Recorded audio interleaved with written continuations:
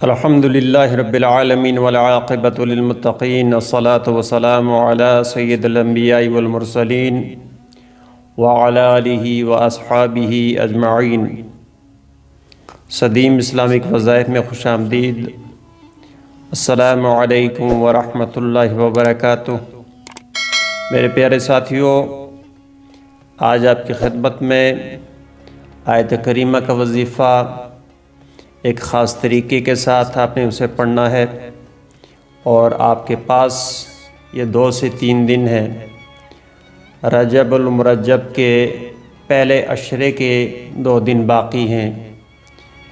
آپ نے 8 رجب کو، 9 رجب کو، 10 رجب کو، ان راتوں میں سے جو بھی رات آپ کو میسر آ سکے، نماز عشاء کے بعد آیت کریمہ کو اس طرح پڑھنا ہے۔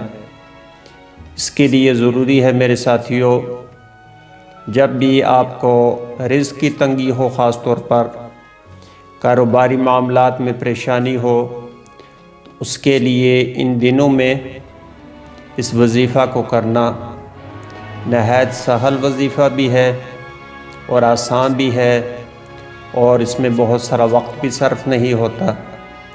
تو اس وظیفہ کا آپ کیجیے، انشاءاللہ تعالی یہ رزق میں برکت کے لیے بہت پیاری راتیں ہیں میرے ساتھیوں رجب شریف کی۔ تو اس میں آپ نے اس وظیفہ کو کرنا ہے، تو انشاءاللہ تعالی اسے آپ بہت زیادہ فائدہ مند پائیں گے، اور انشاءاللہ تعالی مجھے بھی دعاؤں میں یاد رکھیں گے۔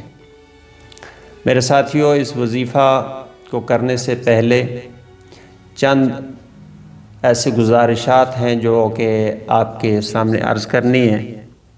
اس میں سب سے پہلی بات یہ ہے کہ جب بھی آپ چاہیں کہ آپ کا رزق بڑھے، اس میں برکت ہو، تو اس کے لیے چند ایسے کام آپ نے کرنے ہیں جو کہ باعث ہوں گے اس بات کے کہ آپ کے رزق میں برکت ہو اللہ تعالیٰ کی جانب سے۔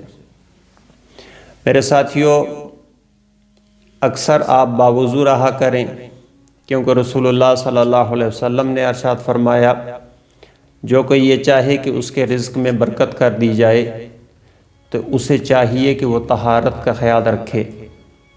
ویسے بھی کپڑوں کا پاک رکھنا مستحسن عمل ہے، اور رسول اللہ صلی اللہ علیہ وسلم نے ارشاد فرمایا کہ طہارت جو ہے یہ نصف ایمان ہے، صفائی جو ہے یہ نصف ایمان ہے۔ تو اس لیے میرے ساتھیوں، کپڑوں کی طہارت کے ساتھ ساتھ جس جگہ آدمی کام کرتا ہے، کاروبار کرتا ہے یا گھر ہے، وہاں تو صفائی کرتا ہے، لیکن اپنے جسم کی صفائی نہیں رکھتا، تو اس سے رزق کے معاملات، رزق کے فرشتے اور برکت والے فرشتے دوری اختیار کرتے ہیں۔ گندے انسان سے فرشتے دور بھاگتے ہیں، شیطان اس کے قریب آنا شروع ہو جاتے ہیں، جس کی وجہ سے بے برکتی کا عمل شروع ہو جاتا ہے۔ میرے ساتھیوں، آپ جب باوضو رہیں گے تو فرشتے آپ کے ساتھ رہیں گے، اور فرشتے آپ کے لیے اللہ تعالیٰ کے بارگاہ میں عرض کریں گے، تو اس سے انشاءاللہ تعالیٰ رزق میں برکت ہوتی ہے۔ اس کے علاوہ صلہ رحمی کے متعلق رسول اللہ صلی اللہ علیہ وسلم نے ارشاد فرمایا کہ جو بھی یہ چاہے اس کے لیے آسانیاں ہوں، اس کے رزق میں برکت ہو، تو وہ صلہ رحمی کرے۔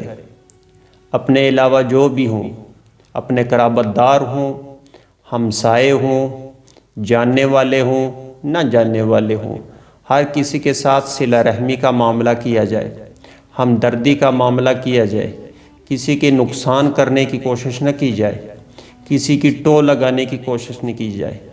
جب ایسے کام کیے جائیں گے تو لا محالہ اللہ رب العزت کی رحمت جوش میں آتی ہے، وہ اپنے بندے پر مہربان ہو جاتی ہے۔ اس کے علاوہ جو کہ آپ کی خدمت میں عرض کرنا تھا کہ ساتھیوں، نماز جو ہے یہ سب سے پہلا عمل ہے۔ نماز پڑھیں گے تو انشاءاللہ تعالیٰ برکت آئے گی۔ نماز اگر نہیں پڑھیں گے تو ان وظائف سے حاصل ہونے والے فائد آپ کو حاصل ہونے والے نہیں ہیں۔ تو میرے دوستو، آپ نے آیت کریمہ کا وظیفہ سورۃ عشاء کے بعد آپ نے کرنا ہے، اور سب سے پہلے آپ نے باوضو ہو کے اس عمل کو کرنا ہے، اور 3 مرتبہ آپ نے درود ابراہیمی پڑھنا ہے۔ اس کے بعد آپ نے 8 تاریخ، 9 تاریخ اور 10 تاریخ ان 3 دنوں کو آپ نے اس عمل کے لیے وقف کرنا ہے، اور آپ نے 3 مرتبہ درود ابراہیمی اور 10 مرتبہ آپ نے آیت کریمہ لا الہ الا انت سبحانک انی کنت من الظالمین اس کو پڑھ کر پھر آپ نے 3 مرتبہ درود ابراہیمی اس کو پڑھ کر آپ نے اپنے رب کے حضور پیش ہونا ہے، اور 2 رکعت نفل حاجت کے جو بھی آپ کی حاجت ہو اس کے لیے آپ نے ادا کرنے ہیں۔ تو انشاءاللہ تعالیٰ یہ عمل آپ کیجئے ان 3 دنوں میں، پہلے عشرے کے دوران اس عمل کو کیجئے، انشاءاللہ تعالیٰ اللہ تعالیٰ کے فضل و کرم سے پورا سال انشاءاللہ رزق میں برکت ہوگی، جو بھی رکاوٹیں اللہ تعالیٰ دور کریں گے انشاءاللہ تعالیٰ۔ تمام ساتھی اللہ تعالیٰ کے بارگاہ میں عرض کریں گے۔ تو میرے ساتھیوں، آپ کی خدمت میں یہی عرض کرنی تھی، اور آئندہ انشاءاللہ کسی اور وظیفے کے ساتھ آپ کی خدمت میں حاضر ہوں گا۔ تو نئے آنے والے ساتھیوں سے گزارش ہے کہ وہ چینل کو ضرور سبسکرائب کر لیں، ویڈیو کو لائک اور شیئر کر دیں۔ آپ کا بہت شکریہ۔ آئندہ انشاءاللہ دوبارہ ملاقات ہوگی، تب تک کے لیے مجھے اجازت دیجیے۔ خدا حافظ۔